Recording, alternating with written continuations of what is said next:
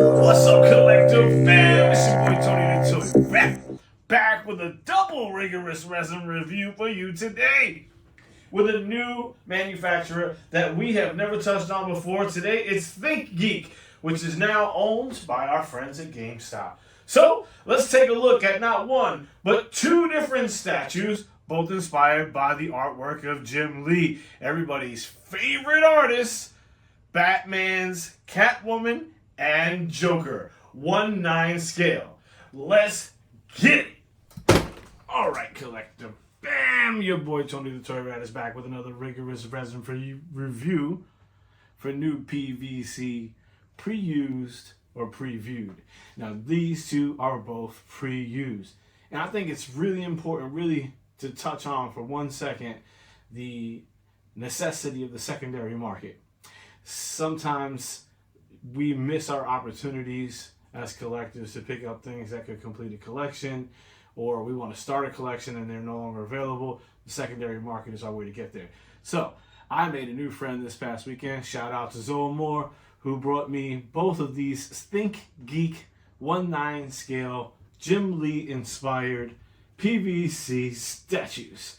They're DC collectibles. One is the Joker, one is Catwoman, and with no further ado, we're gonna crack open this here Catwoman. So, if you guys hadn't seen it yet, this is the Geek.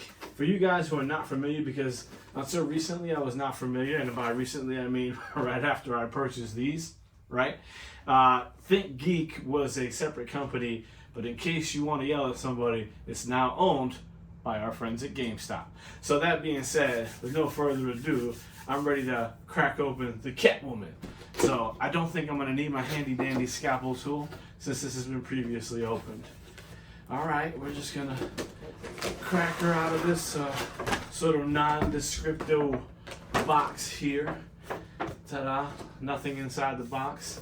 And you know how we do, guys. We're more of a friend to Mother Earth than we are to box keeping. Plus, I don't plan on getting rid of my collection anytime soon, so we need to do what's responsible, and that's recycle. Okay. Alright, guys. This is one of those little suction cup doohickeys. Doohickeys? Doohickeys. Oops. Okay. So it looks like this comes in two pieces here. This is not one of the pieces. This is another piece of plastic. And what do we do with plastic? I just got through telling you. Recycle! Be responsible. Okay, cool. Ooh. Okay. At first glance, I like what I see.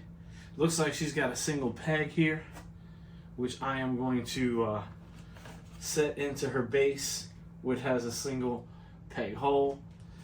Yep, you can see on the back here, manufactured by GeekNet. It says GameStop all over it. It is a GameStop exclusive, so I gather that's the only place you're going to be able to find it.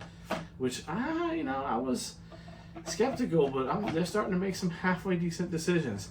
Wow, that looks cool. Alright, we'll take a look at it together.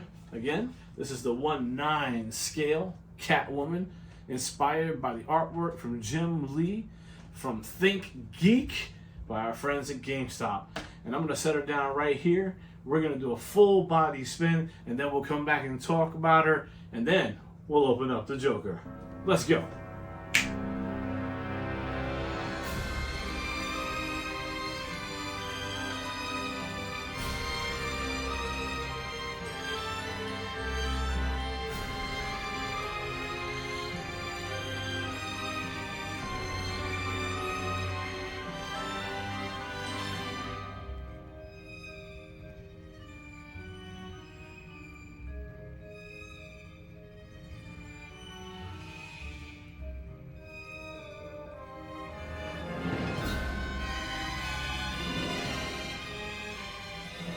Alright guys, we've had a full body spin and now we're back and we're going to have a conversation about our friends over at Geek and what they did with this particular statue. Obviously, Catwoman. Like I said earlier, and I had to look this up because it was nowhere on the box, which is a little disappointing, that it is a 1/9 scale. So of all the statues I have, these are the first of my 1/9 scale statues. They are PVC. She is extra light. You guys have seen the full body spin, so we're going to go directly into the thing that makes the most sense to have a conversation about, because we always start with the same thing, right, guys? And what is that? It's the portrait. The portrait. We always talk about the portrait, because if it doesn't look like who it's supposed to look like, then there's no sense in the purchase, right? Okay. First things first. Let's go ahead and pick her up. Guys, just to note one more time, this is a keyed-in piece. She holds on pretty tight, but if you want to pull her off, you can pull her off. It is 2 pieces. It shows up in just this base, and that's what's on the back, just like that from GameStop. And she's in her pose. There's nothing malleable about her. There are no extra pieces. You simply lock her into her footing and then set her down. Now, with regard to the portrait, again, this is supposed to be the Jim Lee inspired Catwoman, and I think they did a fairly good job of capturing most of those likenesses. For most of us in the culture who are fans, it's easy to say, yeah, that's Catwoman. Okay, all right.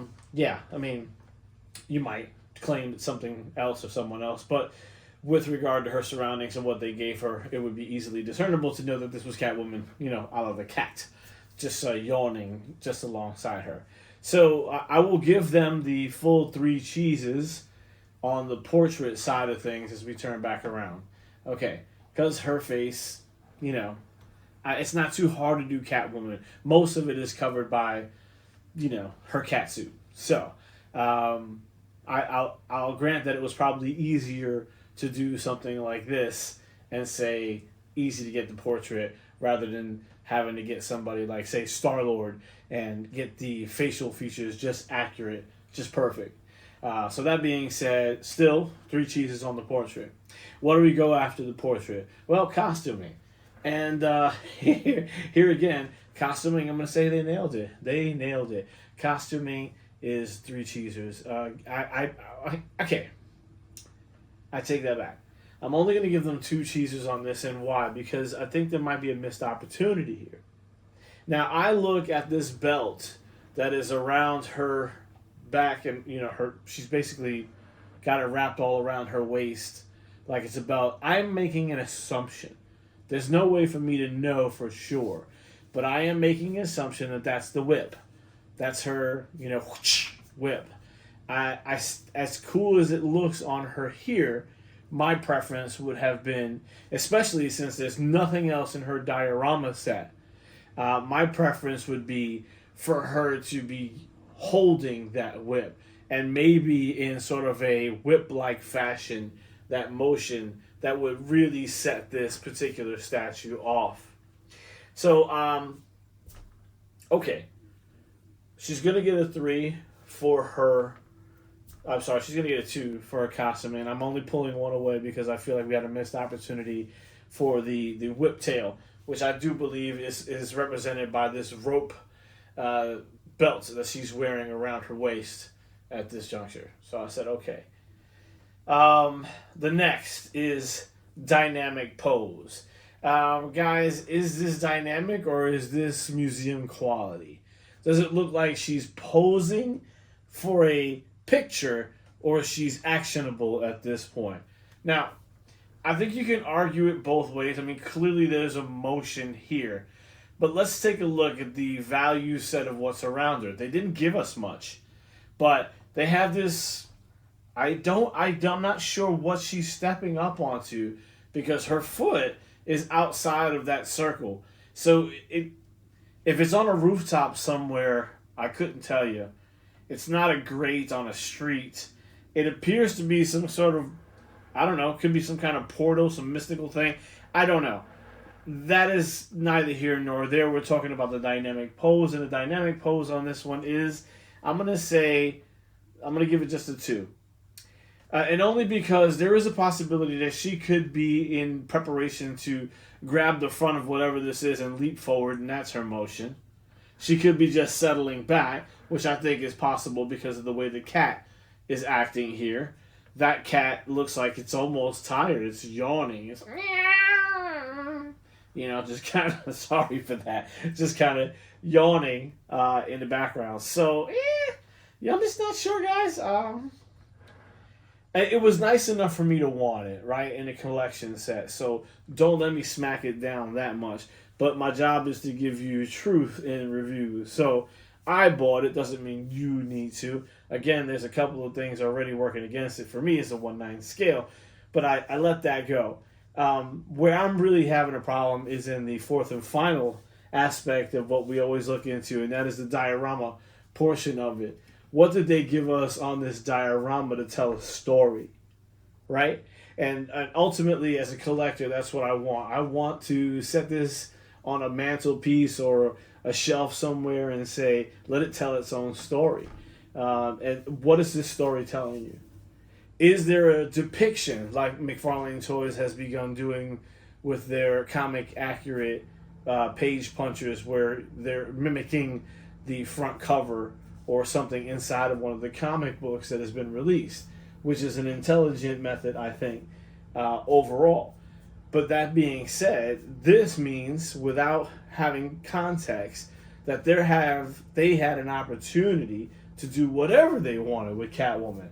And this was their ultimate depiction. Now that I have a tiny problem with. There's 1.2 billion images of Catwoman. And I'm not saying this is horrible by any stretch of the imagination, but for me, this is Think Geek's entry into the DC market a la Catwoman, and this is what they chose to do, with it seeming like they were capable of doing whatever they wanted, because it's not referencing any kind of comic book or any kind of specific film or or cartoon. So that being said, maybe a slight lack of creativity where that's concerned. Also, as far as this diorama, this base, I get some of the conceptual ideas. They wanted to have a place where you could put this little kitty cat, yawning on the side here, which is rather gratuitous. It almost feels like it should have been littered with cats all throughout this piece. Like there should have been cat, cat, cat, cat, cat, cat, cat. And then maybe there would have been something that gave me an idea that maybe this was a puddle of water that they were walking in and amongst, and maybe this is a kind of fountain that's off right now, and she's just letting the cats traipse through, this area. I think that could have been a really cool idea. Someone should have called me first, sounds like. But could you try again? No. In any case, stupid watches want to keep talking to me while I'm in the middle of talking. I think it's a pretty cool statue, guys. Overall, I'm going to give it a 2 cheeser. I think I wouldn't pay more than $35 for the statue right now. I think if you paid $35, you probably paid at the top of the market for where this was ever going to land. Unless you're going to have a collector who's trying to finish up an entire set. This particular one if you're a Catwoman fan and you're looking for the next great piece, I might suggest you keep looking for some of the other brands who might have a better handle on how to best display a Catwoman piece. And we'll leave it at that. So 2 cheeses for me all the way around on my first of the Think Geek DC Jim Lee inspired statues at the 1/9 scale. Next up, we're going to Joker. So, with no further ado, let's put him on the chopping block. Let's go!